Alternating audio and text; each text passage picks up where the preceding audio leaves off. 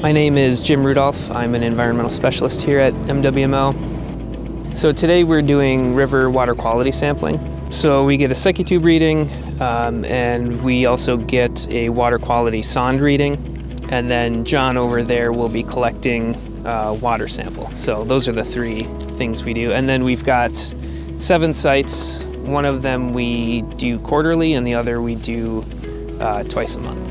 So Secchi tube is a plastic tube that is 1 meter long, and there's a disc that's divided into quadrants, black and white.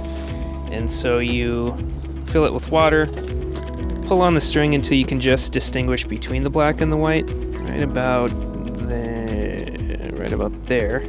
This is our water quality sonde, and it's got sensors that measure, I'll show you here.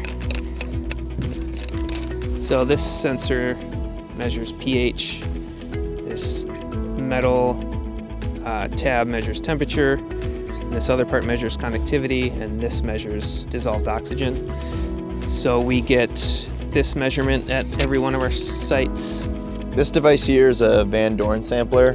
It's just a tube with 2 spring-loaded ends that will collect the water. So I'm going to lower this down about 3 feet under the surface of the water and collect a sample. First, what you want to do is dip it a few times to clean it out. Let it drop down. I've got a weight here in my hand. Once I get it to the level that I want, let that go. That's going to release the 2 caps on the ends. Got our 8-liter sample bottle here. Might spill a bit.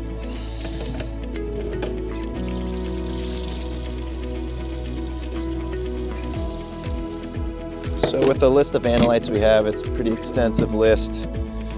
So we need at least 7 liters.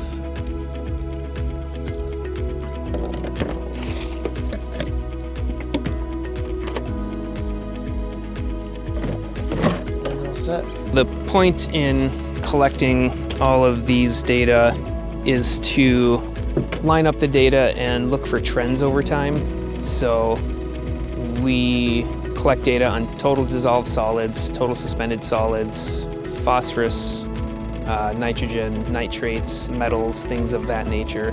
When you've got a big set of data over a substantial amount of time, you can look at trends in those data, and that can let you know, okay, it makes sense to focus on this part of the river for this certain pollutant, this part of the river for that pollutant. So it allows us to have an understanding of what's coming into the river and where we need to kind of focus our efforts on improving the water quality.